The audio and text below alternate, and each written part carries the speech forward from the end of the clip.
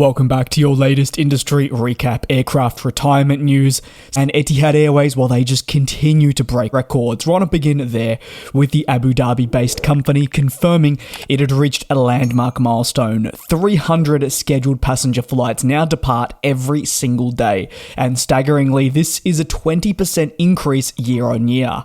Etihad Airways' milestone now puts it among actually some of the fastest growing airlines in the world, if you're putting it into the category of a full service operator. In September, Etihad carried 1.9 million passengers, another increase of 21%, and all the while, they were able to maintain load factors of 89%. In the first 9 months, 16.1 million passengers were carried. This an 18% increase as well, and shows that the new services that Etihad Airways has been moving ahead with launching, alongside other capacity increases to existing markets, are things that have been well calculated and are performing very well too. All the growth that is occurring has been made possible thanks to the airline's home airport, which has the required infrastructure and is deemed modern enough to support the airline's operations as they look to continue to expand.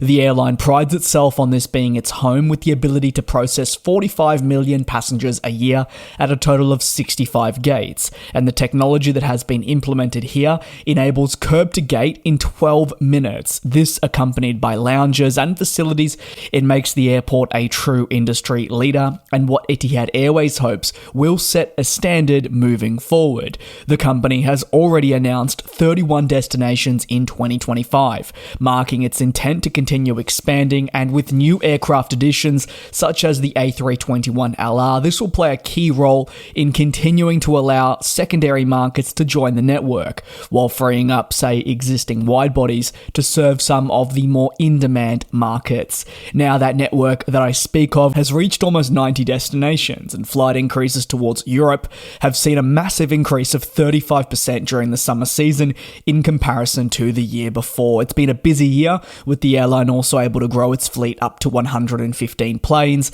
This is a jump of almost 20 aircraft in 12 months as well, which means for all the talk of the many supply chain issues that have impacted manufacturers, which are still present and are still impacting Etihad Airways, they have still been able to take on 20 planes in 12 months, which they would consider to be incredibly helpful in making all these new routes a possibility. Over to the next story, United Airlines has confirmed it's moving ahead with fleet renewal that'll involve notable retirements. Speaking during the Q3 earnings call, the airline stated that they would be moving ahead with the retirement of single-aisle and current engine models of the A319 and A320 by the end of the decade. For the business, this decision aligns with ongoing renewal efforts, enabling them to transition to the next generation A321neo model, which will complement their 737 MAX in operation.